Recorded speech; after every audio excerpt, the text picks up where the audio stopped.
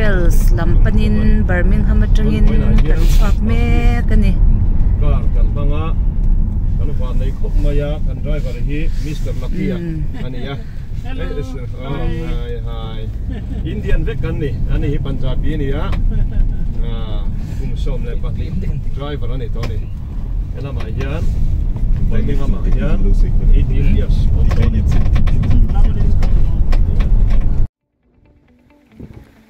hele tuna bergele North Wales kan oma Zosaphluia D. Jones Mizoram Missionary Ronkal kami than entur khanin ekni ekhi san su sing mai pa tuna hianin helai khan wal hi ni in kan ria kan kal ania so now ani meng che ko ri thei le chuan te ne la la te a marming ma le sir an pa le lai hianin khan mual awma tu la hianin kan song mek ani pui ke kan thel son amai khan lo tamma chuanin kan pong me don ani hianin kan song kual don chu ani ya kan dah le ripotang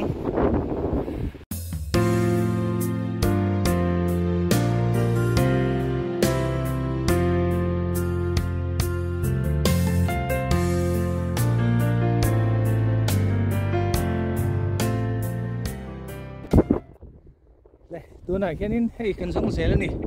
Reverend D. Jones le Owens Pu Awna than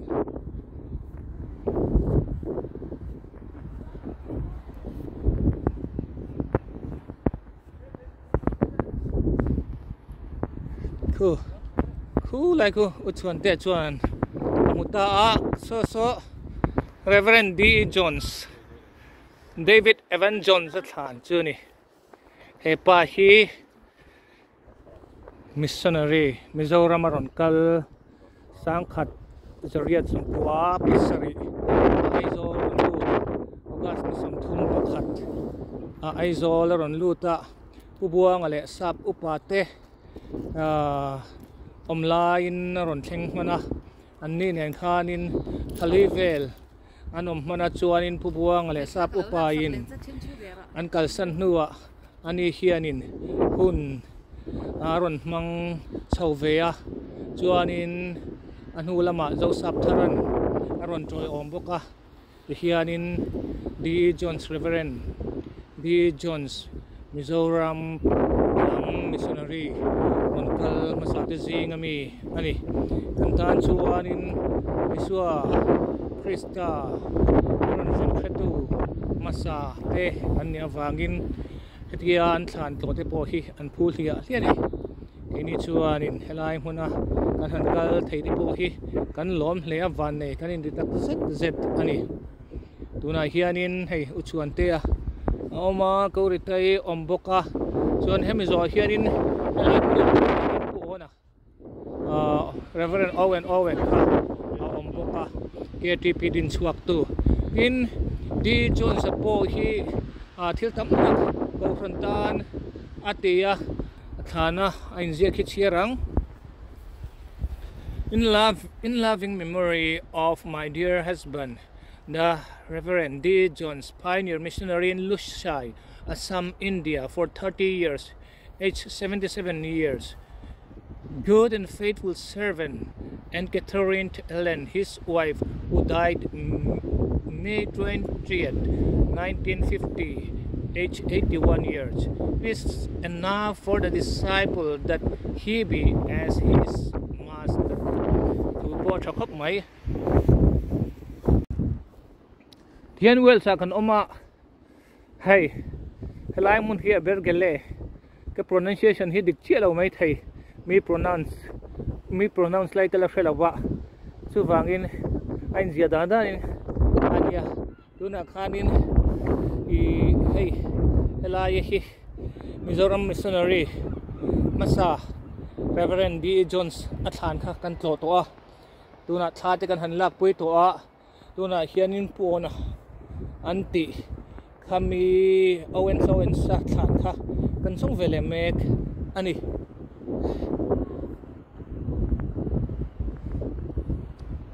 helam hi thlan thar dewan yang hen le chei thom khop mai zong kuala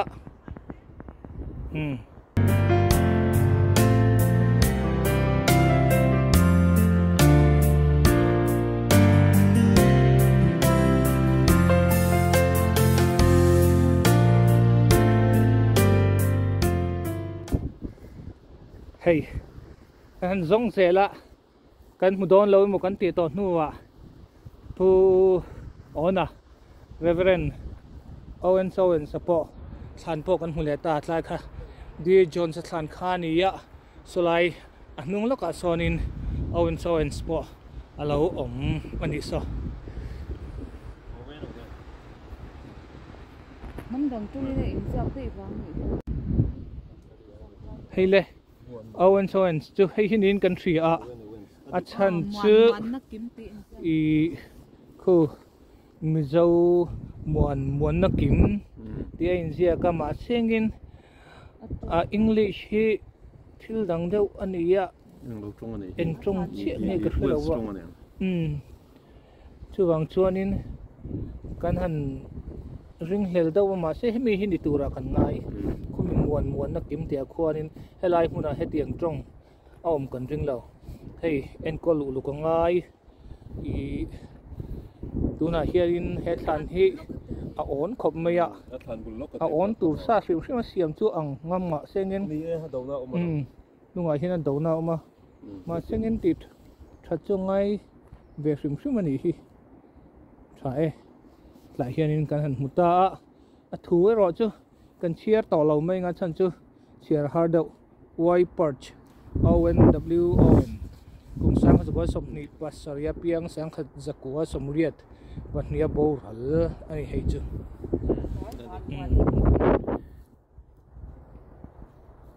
hey tlaya muan na kim kan ti tak chu ni ya hei hela hi muan na kim hei thu ni enga bo chu ni se heti hianin thu hil han la sa hrim la muang chang hian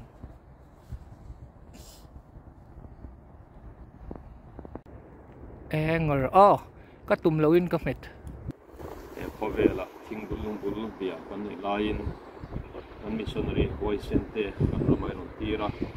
chung singa mi zo ko san en ko chuak tu Missionary Zosaphluia tha tu na mi troi thenga i hena long thu ga chia kong ka min on puya hetiang missionary voice min pe ka ba hen lo thu ga cheni chona tha kalzel te poi pui kai soi kan duwa nangman humin kai soi la ti chak zel kan duwa ema an tha kalzel te poi pui la Pu Zosaphluia tharau hilalpa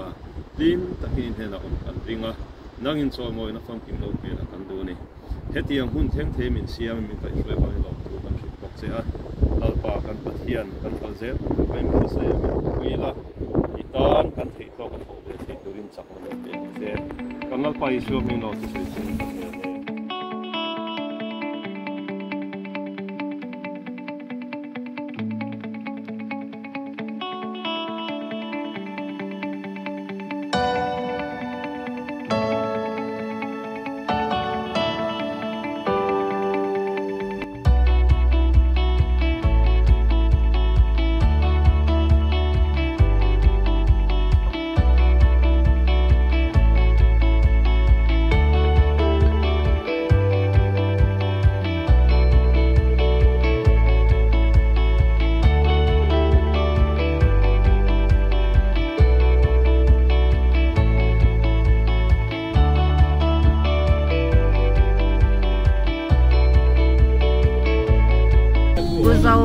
Zosaphluia khan kan tlo zo cha hei hi an kwa ani a trong trai na te u chuan te nan ne ya chuan tuna hian Robin Hood a thon thu ami Little Jonathan kan tlo le don ni ka ti vel ko he khwa hi aming chu abargeli ti tur nge abargil ti tur ABERGELE nia spelling chu ni mai the moi ki bergel bergel